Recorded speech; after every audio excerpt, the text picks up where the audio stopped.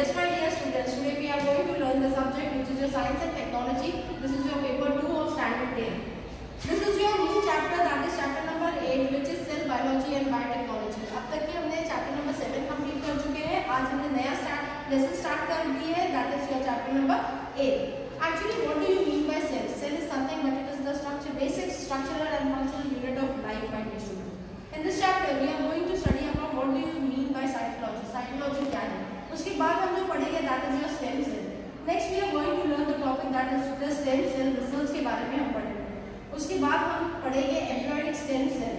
Next which we are going to learn that is the adult stem cell, and lastly which we are going to study that is uses of stem cells. In this there is two types, that is the regenerative therapy and lastly that is the organ transplantation. Organ transplantation मतलब क्या, किस तरह हम organ को transplant कर सकते हैं. For example kidney को किस तरह ट्रांसप्लांट कर सकते हैं, ये सारी बातें जो है आज के वीडियो में हम देखेंगे. Yes, my dear students, we have already completed chapter number 7. Today we are going to start the new chapter, that is chapter number 8, which is cell biology and biotechnology. My dear students, what do you mean by cell biology? Cell biology means क्या होता है? Cell biology is a branch of biology. Cell biology क्या है? वो एक branch है biology का. ऐसे भी मैं हमेशा आपको कहती हूँ definition of cell. Cell हमेशा क्या होता है? Cell is the structural functional unit of life है. Cell is the structure basic functional unit of life है. तो वही मैं इसमें भी कहूँगी कि cell biology is a branch of biology studying the structure and function of the cell, also known as the basic unit of life, because cell is itself is a basic unit of life. And what do you mean by biotechnology? Biotechnology is a broad concept area of biology का है, involving the use of living system and organism to develop or make product. तो ये दोनों का meaning मैंने आपको बताई हूँ कि सेल बायोलॉजी मतलब क्या होता है and what do you mean bye biotechnology. तो ये पूरे चैप्टर में हम देखेंगे हम क्या पढ़ रहे हैं. Moving ahead now in this chapter हम क्या क्या पढ़ने वाले हैं, कुछ इंपॉर्टेंट बातें हम देखेंगे. इसमें हम cell biology that is cytology के बारे में पढ़ेंगे. उसके बाद बायोटेक्नोलॉजी एंड इट्स एप्लीकेशंस के बारे में पढ़ेंगे.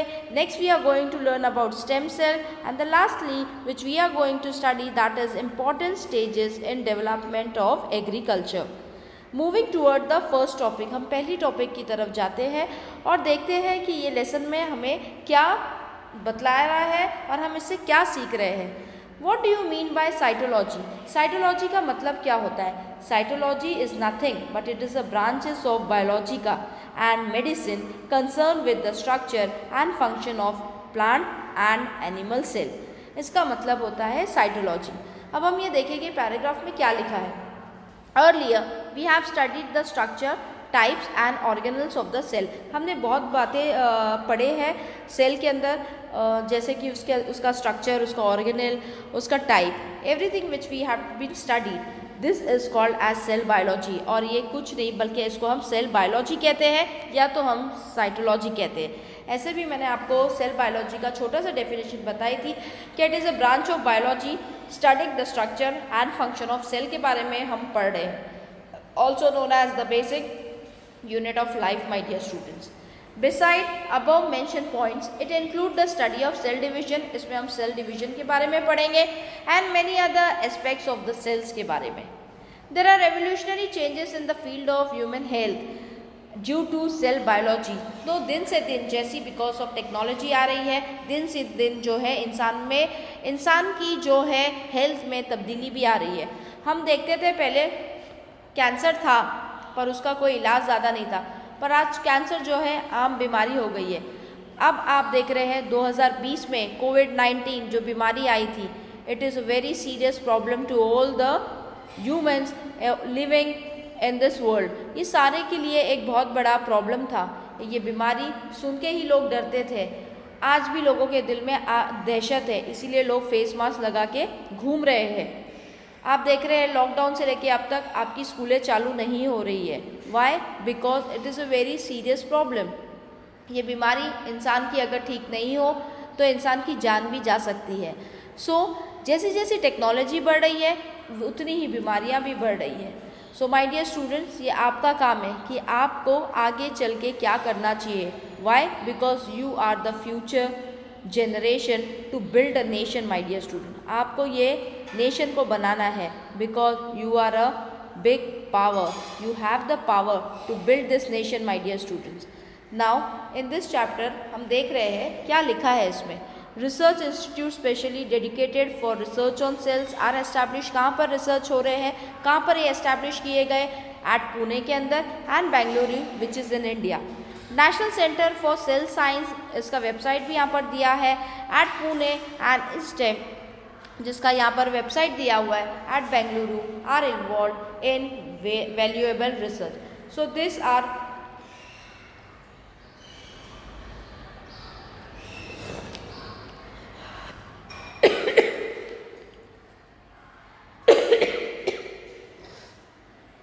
so these are the 2 points, these are the 2 centers which has been established.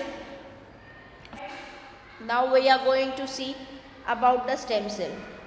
What do you mean by stem cell? Stem cell is a cell with the unique ability to develop into specialized cell type in the body. In the future, they may be used to replace cell and tissue that have been damaged or lost due to diseases. तो stem cell जो है बहुत ही important role जो है play करता है and it is one of the main important aspects of life. There are special types of cell present in the body of multicellular organism. तो there are special type of cell है, कहाँ present है? Body of multicellular organism. Multi मतलब more than one cell. This cell give rise to all other type of cell present in the body. और ये क्या करता है? It give rise to all the other type of cell जो present होती है body in the body of the multicellular organism में. Similarly ये सेल प्ले करता है an important role in wound healing. अगर आपको जख्म हो गई है, आपको जख्म लग गई है, चोट लग गई है, तो ये स्टेम सेल मदद करता है उसको जल्दी से अच्छा होने के लिए. जल्दी से अच्छा हीलिंग मतलब जल्दी से अच्छा होने के लिए. We shall study the stem cell of plant in the previous class. हमने स्टेम सेल जो है प्रीवियस क्लास में जो है प्लांट्स के बारे में पढ़े थे. Now we shall study the stem cell in animals. हमने पहले प्लांट के बारे में पढ़े थे, अब हम जो है एनिमल्स के बारे में पढ़ रहे हैं. Particularly for example we human beings, my dear students. New organism is form from the zygote. अब what do you mean by my dear student? Zygote क्या होता है? It is nothing but it is the union of the sperm cell and the egg cell. That is form by the where it is form by the union of the, मैं हमेशा कहती हूँ, male and female gamete. At earlier stage of development में organism is in the form of mass of the cell and all the cell in that mass are almost alike. तो ये सारे cell जो है एक जैसे ही दिखते हैं. almost alike मतलब एक जैसे ही इनकी शक्लें दिखती है. दो सेल को हम क्या कहते हैं? we called it as stem cell. Next stem cell research. stem cell research में हम देखेंगे क्या लिखा है. in biotechnology में again I am saying you तो बायोटेक्नोलॉजी का मीनिंग कि biotechnology is a broad area of biology involving the use of living system and organism to develop or make products. Stem cell research is a revolutionary even after cloning. आपने हमेशा, मैंने पढ़ाई थी आपको 8th standard में भी, क्या ship जो डॉली हमारी थी ये क्लोनिंग टेक्निक से ही जो है बनी थी. और इस techniques has the potential of bringing about the fundamental changes in the medical science. So yeah, this has bring about many of the changes in the medical science, my dear student. Depending upon source, stem cell दो type के होती है. पहली वाली that is the embryonic stem cell and second is the adult stem cell. दोनों का meaning मैं बताऊंगी एक एक करके. Now first we are going to study about embryonic stem cell. Now what do you mean by embryonic? Embryonic मतलब embryo में. अब इसका मैं मीनिंग बता रही हूँ. This embryonic stem cell को हम ESCS भी कहते हैं. These are derived from embryos at a development stage before the time that implication would normally occur in the uterus. So हम देखेंगे पैराग्राफ में क्या लिखा है. Division of the zygote start and thereby it is converted into embryo. So division of the zygote start, that means union of the male and female gametes start and thereby it is converted into embryo में. Cell of embryo undergo repeated mitotic division. Now what do you mean by mitotic division? Mitotic division is nothing but in the cell biology के अंदर हम देखेंगे mitosis is a part of the cell cycle in which replicated chromosomes are separated into two nuclei, my dear student. That is, 2 new nuclei are formed. Cell differentiation start from 14th day of conception. जब ये embryo बनता है तो 14वें दिन जो है इसका cell differentiation start होता है. Cell of the different organ like osteocytes, that is bone cell, and hepatocytes जैसे liver cell, and neurons are formed due to differentiation की वजह से. एम्ब्रियोनिक सेल्स बिफोर डिफ्रेंशिएशन को हम क्या बिफोर पहले हम इसको क्या कहते थे, एम्ब्रियोनिक स्टेम सेल कहते थे. But 220 different type of cell in human body form होता है from single type of cell से, that is embryonic stem cell. Now Thus, stem cell are primary type of undifferentiated cell है जिसको हम differentiate नहीं कर सकते हैं, विच खुद से self multiplying ability and their parent cell of all type of human cell. With मैं फिर से एक बार कहती हूँ आपको, Thus, stem cell are primary type of undifferentiated cell with self multiplying ability. उनको जैसे multiplying 2 का 4 होना, 3 का 6 होना, तो इनमें खुद को ability है to self multiplying ability and their parent cell of all type of human cells. This property of stem cell को हम pluripotency कहते हैं. It has been found that these stem cell are collected well before being of differentiation.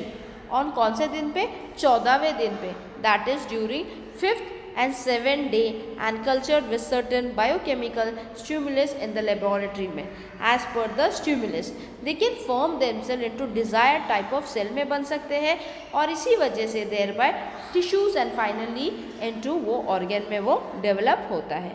This is nothing but embryonic stem cell. Next we are going to study about adult stem cell. So हम देखेंगे what do you mean by adult stem cell.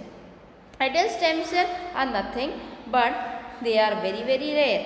The primary function are to maintain the steady state function of a cell called homeostasis and with limitations to replace cell. हम यहाँ देखेंगे इसमें क्या लिखा है. Stem cell can be obtained from the body of a adult person. There are 3 main sources of stem cell in the body of a adult person में. 3 main sources है stem cell की, किसकी, body of a adult, adult मतलब बड़ा, adult person. Stem cell can be obtained from red bone marrow से मिल सकता है, adipose connective tissue से मिल सकता है and blood से मिलता है. Besides stem cell के अलावा can be obtained from cord blood immediate after birth. cord मतलब जिसको हम नाल कहते हैं ना. So stem cell can be obtained from cord blood immediate after birth के बाद. Next यहाँ पर दिया है uses of stem cell, my dear student. Now first one, that is the regenerative therapy. Uses of stem cell इसमें 2 है. First वाला जो है हमारा जो रीजेनरेटिव थेरेपी है और सेकेंड जो है that is the organ transplantation. Now first one that is the regenerative therapy. Regenerative मतलब कुछ चीज़ को रीजेनरेट करना. फर्स्ट पॉइंट में हम देखेंगे सेल थेरेपी में stem cell are use to replace the dead cell in case of condition like diabetes. मैं आपको कहती हूँ पहले इसका धीरे धीरे इसका मतलब समझाती हूँ कि स्टेम सेल किस लिए इस्तेमाल होता है. आई यूज टू रिप्लेस करने का. जितने भी डेड सेल है कौन सी कंडीशन में, जैसे जिसको डायबिटीज़ होता है, माइकोकार्डियल इन्फ्रैक्शन जैसे हार्ट की बीमारी होती है, अल्जाइमर डिजीज़, पैरिकॉन डिजीज़ एक्सेट्रा. तो ये क्या करता है, सेल थेरेपी से क्या होता है, ये स्टेम सेल रिप्लेस कर सकते हैं डेड सेल को. सेकेंड पॉइंट में हम देखेंगे to produce blood cell require in condition like. Blood cell require in condition कौन कौन सी condition like anaemia, thalassaemia, leukaemia etcetera. ये क्या थी, हमारी सेल थेरेपी थी. सेकेंड हम क्या देखेंगे, we are going to see about the organ transplantation. So organ transplantation में हम क्या देख रहे हैं, in case of failure of organs like kidney and liver. हम सुनते हैं कि इसकी किडनी काम नहीं कर रही है, डॉक्टर बोलता है डायलिसिस करो. सो व्हाट इज़ दिस, अब जो डायलिसिस बहुत ही कॉमन सुनने आ रहा है माय डियर स्टूडेंट. इसका मतलब normal functioning of the kidney जो वर्क कर रही है उसका फंक्शनिंग रुक गया है, इसीलिए डॉक्टर डायलिसिस की ओर आता है. मैंने आपको 9th स्टैंडर्ड में भी पढ़ाई थी my dear student. In case of अगर लीवर हमारा फेल हो गया या किडनी फेल हो रहा है, those can be produce with the help of the stem cell. और इसको जो है किससे प्रोड्यूस करा जा सकता है, स्टेम सेल के ज़रिए से प्रोड्यूस करा जा सकता है। एंड ट्रांसप्लांटेड, हम सुनते हैं हम किडनी को ट्रांसप्लांट करते हैं। So my dear student, kidney transplantation is not such as easy जितना यहाँ लिखा है। इसको पर्टिकुलर वक्त लगता है, पर्टिकुलर जो आइसोलेशन लगता है, उसी ज़रिए से जो है हमारी किडनी मैच होनी चाहिए जिससे हम ले रहे हैं। और प्रोसेस के ज़रिए से हमारी किडनी को आज की जो है because of biotechnology, because of this science, we can transplant this kidney from human to human.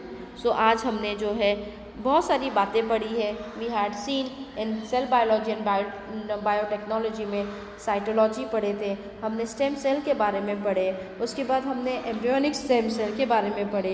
Then we had studied about the adult stem cell, mitotic division कैसा होता है। And lastly we had studied about uses of the stem cell, इसमें हमने regenerative therapy पढ़े हैं। And lastly we had studied about organ transplantation.